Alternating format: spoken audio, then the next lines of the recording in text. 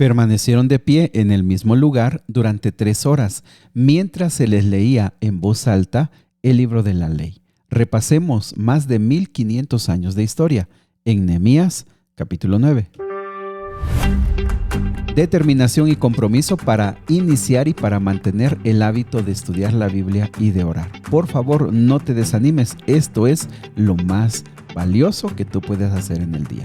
Muy bien, pues vamos al capítulo de hoy. El capítulo de hoy es una verdadera joya. Por favor, no lo vamos a estudiar todo. Es un capítulo muy, muy grande. Pero si hay un capítulo valioso en Nehemías, es este.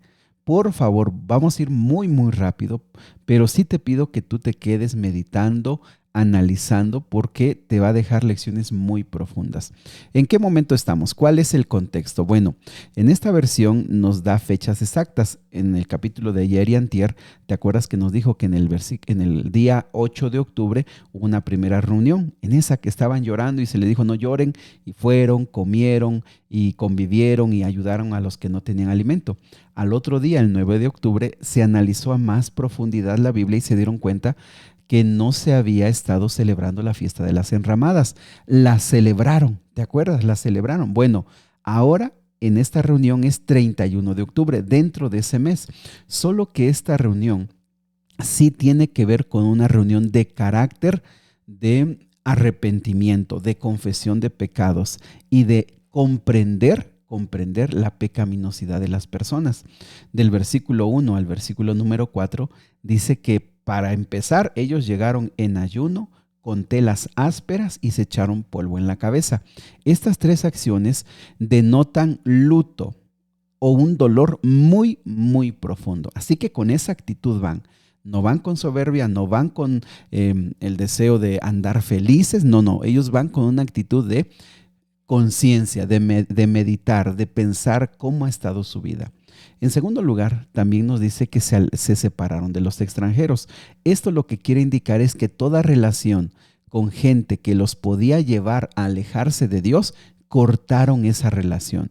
Ya hubiera sido algo sentimental que podía desencadenar en un matrimonio, en negocios, todo lo que los uniera a extranjeros, que los podía separar de Dios, lo cortaron. También, versículo 3 nos dice que estuvieron 3 horas escuchando la ley del Señor. 3 horas, estaban de pie, escucharon, pero después 3 horas más confesaron sus pecados y adoraron al Señor. Si te das cuenta, fueron 6 horas. No sé cuánto duran nuestros cultos, pero si te das cuenta, a veces nosotros 1 hora, 2 horas, a veces 3 horas y la gente ya se quiere ir, no tiene tiempo.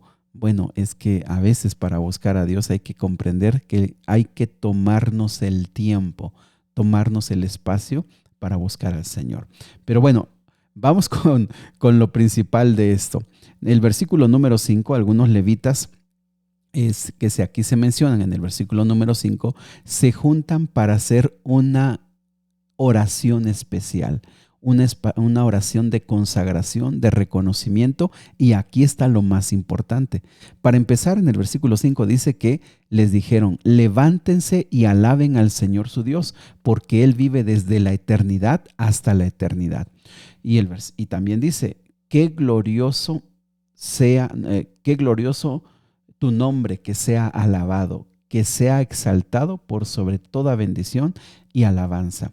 Esta oración, que de hecho es la oración más larga registrada en el Antiguo Testamento, esta oración va a ser una oración profundamente teológica, es decir, nos va a enseñar mucho acerca de Dios, de quién es Dios y también de quién es el ser humano, de quién ha sido el pueblo.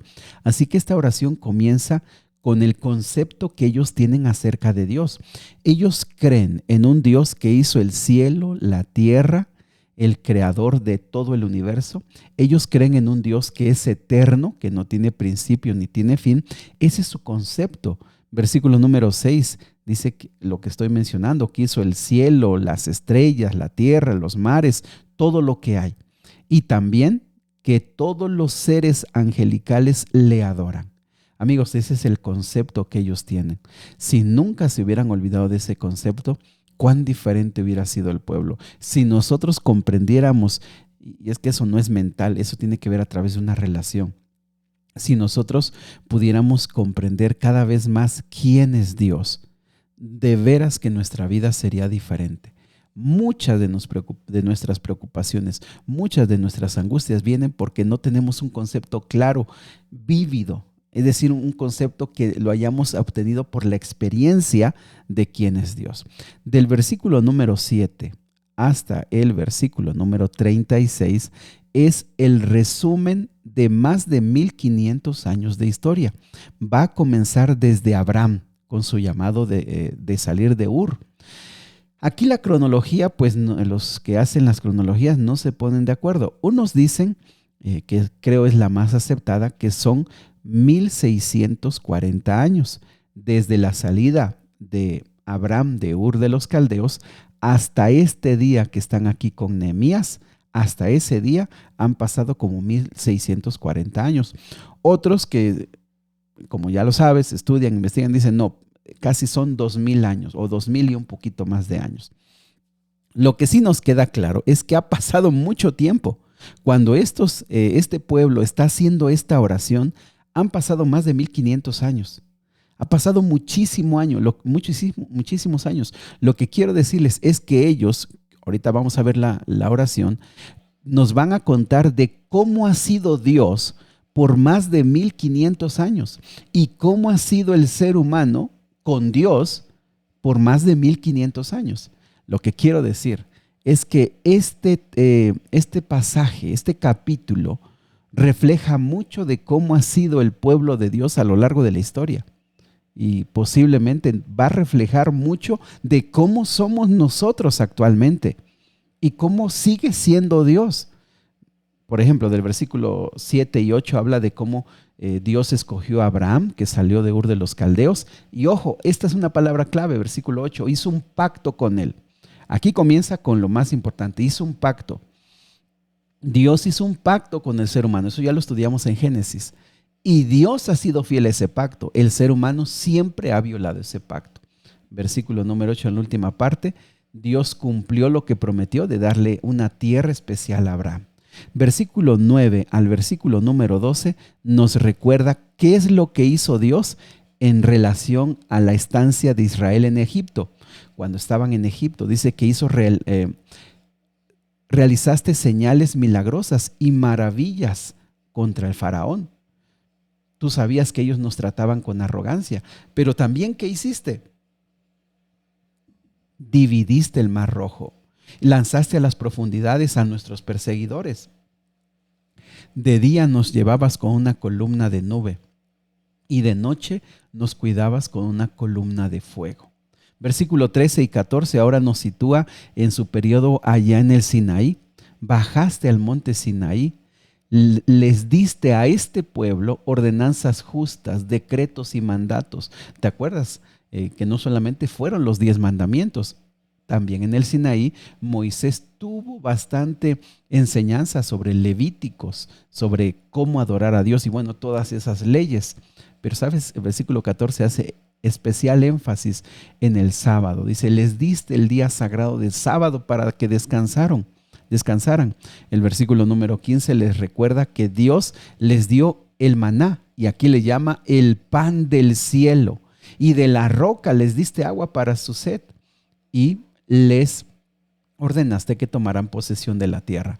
Amigos, Dios aquí lo que está diciendo estos que están orando, estos levitas, les está recordando, todo esto Dios ha hecho por ustedes. Todo esto.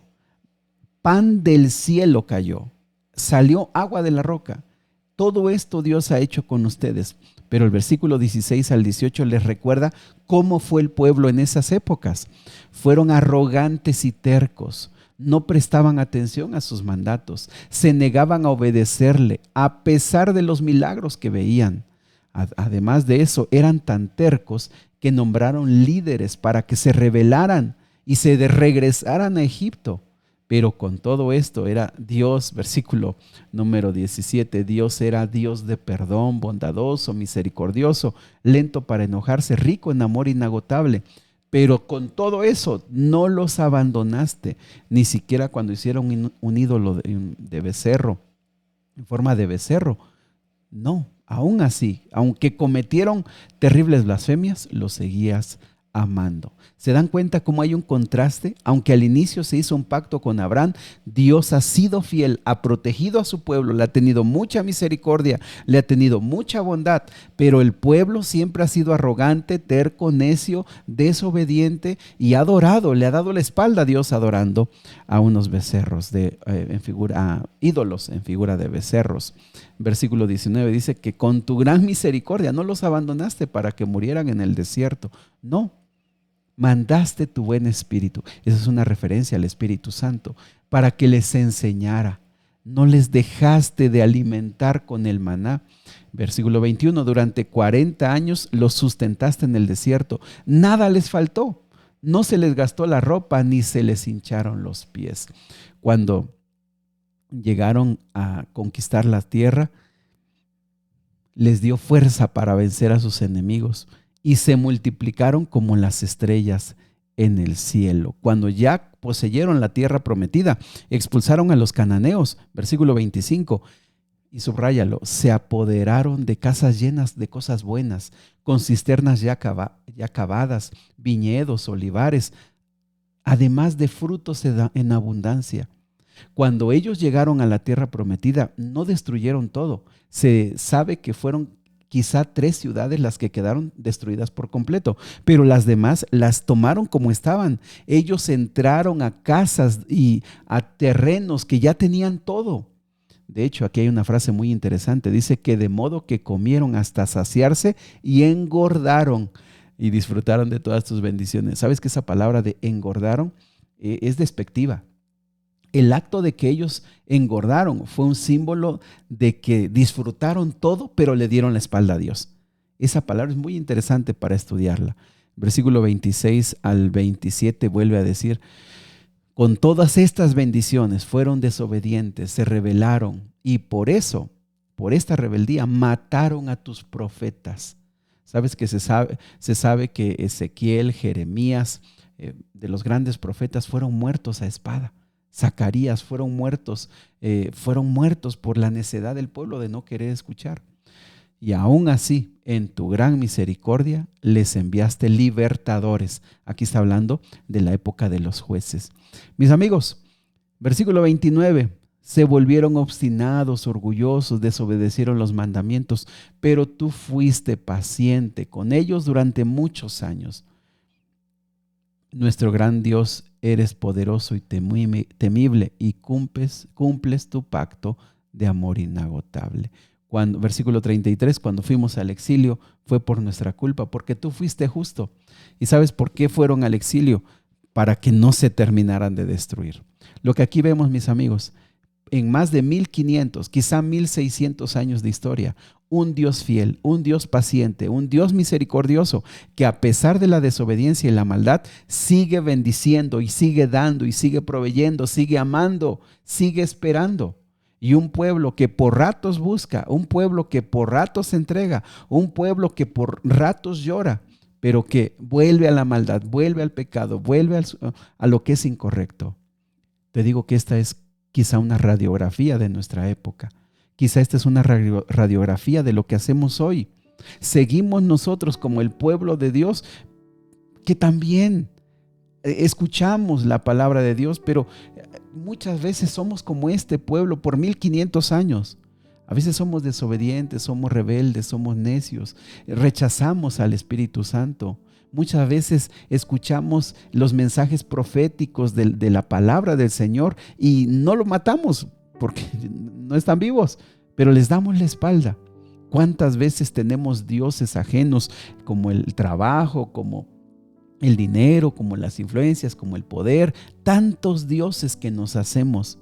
¿Cuántas veces el Señor nos bendice a pesar de que le damos la espalda?